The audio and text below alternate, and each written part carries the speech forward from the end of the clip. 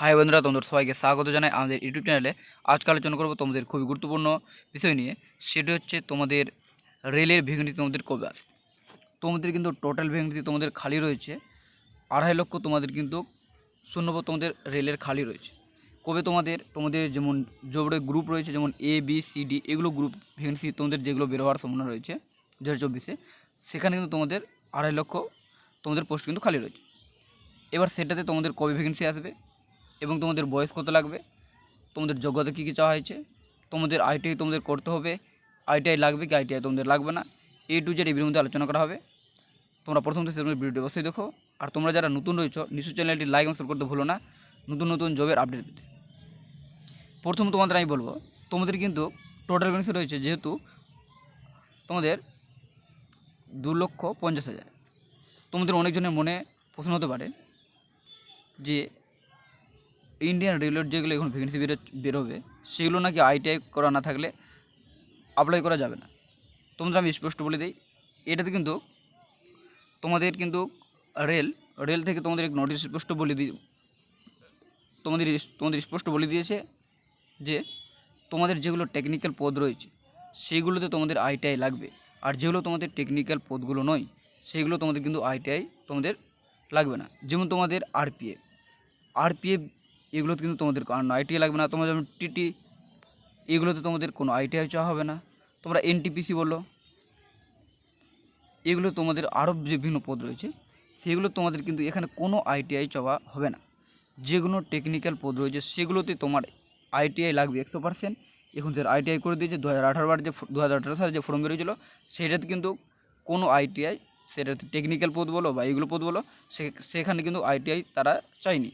কিন্তু এবার থেকে নিয়ম করে দিয়েছে, যেহেতু টেকনিক্যাল পদ থাকলে তারপরে কিন্তু আইটিআই করা বাধ্যতামূলক। তোমাদের মনে স্পষ্ট ক্লিয়ার হয়ে গেল যে তোমরা যারা আইটিআই করোনি তোমরাও কিন্তু রেলের যে তোমাদের যে 2.5 লক্ষ পোস্ট খালি রয়েছে, যে group A B C D, সেখানেও তোমরা কিন্তু অ্যাপ্লাই করতে পারবে। আর তোমাদের আমি বলে দিই, তোমাদের যে এত পদ খালি রয়েছে তোমাদের কিন্তু একবারে সেটা এত পদ তোমাদের দেবে না। তোমাদের দিলে 1,10,000 বা 20,000 মতো তোমাদের সবথেকে প্রথমবার তোমাদের রিক্রুটমেন্ট বের হবে। প্রথম তোমাদের আলোচনা করবো সিলেকশন প্রসেস নিয়ে। তোমাদের কীভাবে তোমাদের সিলেকশন প্রসেস, তোমাদের প্রথমে সিলেকশন প্রসেস তোমাদের কীভাবে, প্রথমে তোমাদের কম্পিউটার বেসড টেস্ট, তোমাদের সিবিটি প্রথম তোমাদের পরীক্ষা হবে, যেটা তোমাদের 20 নম্বরে তোমাদের রেলের পরীক্ষা হয়ে থাকে। তারপরে তোমাদের স্কিল টেস্ট, তারপরে তোমাদের ফিজিক্যাল নেওয়া হবে, তারপরে তোমাদের ডকুমেন্টস ভেরিফিকেশান হবে, তারপরে তোমাদের মেডিকেল এক্সামিনেশন। এইভাবে রেল কিন্তু তাদের যে রিক্রুটমেন্ট থাকে সেগুলো কিন্তু কমপ্লিট করে থাকে। আর তোমরা জানো যে রেলে কিন্তু তোমাদের সিবিটি টেট কম্পিউটার বেসড তোমাদের পরীক্ষা দিতে হবে। যেমন তোমরা এসসিজিডি বা তোমরা এমটিসি যে পরীক্ষাগুলো দাও, সেই নিয়মে তোমাদের যে কম্পিউটার বেসড টেস্ট পরীক্ষা হয়, সেরকম কিন্তু রেলেও তোমাদের পরীক্ষা দিতে হবে। এবার তোমাদের এজ লিমিট কী কী লাগবে দেখো। তোমরা যদি রেলে গ্রুপ এর ক্ষেত্রে অ্যাপ্লাই করো তাহলে তোমাদের কিন্তু 21 থেকে 38 বছরের মধ্যে তোমাদের বয়স থাকতে হবে। তোমরা যদি রেলে গ্রুপ বি এর জন্য আবেদন করো তাহলে তোমাদের কিন্তু 21 থেকে 38 বছরের মধ্যে তোমার বয়স থাকতে হবে। তোমরা যদি রেলওয়ে গ্রুপ সি এর জন্য অ্যাপ্লাই করো তাহলে তোমাদের বয়স কিন্তু 18 থেকে 33 বছরের মধ্যে তোমাদের বয়স থাকতে হবে। এখানে কিন্তু তোমাদের SC ST OBC ক্যান্ডিডেট তোমাদের কিন্তু ছাড় থাকে। তোমরা যারা SC ST রয়েছো তোমরা 5 বছরের ছাড় পাবে, আর তোমরা যারা ওবিসি রয়েছো তোমরা কিন্তু 3 বছরের ছাড় পেয়ে যাবে। এবার রয়েছে তোমরা যারা গ্রুপ এর জন্য ফর্ম ফিল আপ করবে, এটা কিন্তু তোমাদের নন টেকনিক্যাল সার্ভিস, আর এটা রয়েছে তোমাদের টেকনিক্যাল সার্ভিস, যেটা তোমাদের আইটিআই লাগবে। এটা তোমাদের কিন্তু কোনো আইটিআই লাগবে না। যেমন তোমাদের এখানে বলা রয়েছে IRSSE সিগন্যাল ইঞ্জিনিয়ার, তারপর তোমাদের রয়েছে RIRSS স্টোরেজ সার্ভিস, তারপর তোমাদের রয়েছে IRSME মেকানিক্যাল ইঞ্জিনিয়ার, তারপর তোমাদের রয়েছে ইলেকট্রিশিয়ান ইঞ্জিনিয়ার, সিভিল ইঞ্জিনিয়ার।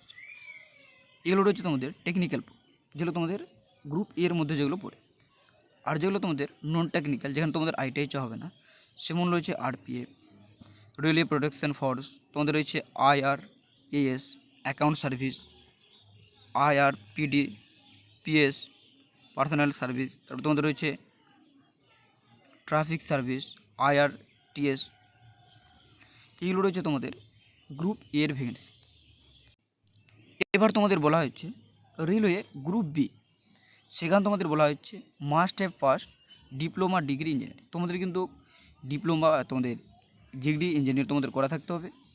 তোমাদের তার বলা হয়েছে technical complete class 10 SSLC plus ITI course complete act apprentice or 10+2 with physical and math or diploma in engineer. তোমাদের কিন্তু রেল যে তোমাদের গ্রুপ বিয়ের ভ্যাকেন্সি বেরোবে, সেখানে তোমাদের কিন্তু ডিপ্লোমা করা থাকতে হবে বা তোমাদের আইটিআই করা থাকতে হবে বা ডিগ্রি ইঞ্জিনিয়ারিং তোমাদের করা থাকতে হবে, তারপরে তোমরা কিন্তু এখানে অ্যাপ্লাই করতে পারবে। ডিপ্লোমা আইটিআই তোমাদের কিন্তু বি গ্রুপের জন্য তোমাদের লাগবে। তারপর তোমাদের বলা হয়েছে রেলে গ্রুপ সি এবং ডি, এখানে তোমাদের বলা হয়েছে application must have first class 10, 12 4। তোমাদের এখানে institute of have ITI qualification. তোমাদের কিন্তু এখানে ক্লাস 10 বা তোমাদের 12 পাস করা থাকতে হবে, ওর তার পাশাপাশি অথবা তোমাদের আইটিআই তোমাদের করা থাকতে হবে। এগুলো কিন্তু গ্রুপ সি এবং ডি এর জন্য যে তোমাদের রিকমেন্ড আসবে, সেখানে তোমাদের মাধ্যমিক এবং 12 তোমাদের ক্লাস পাস করা থাকতে হবে।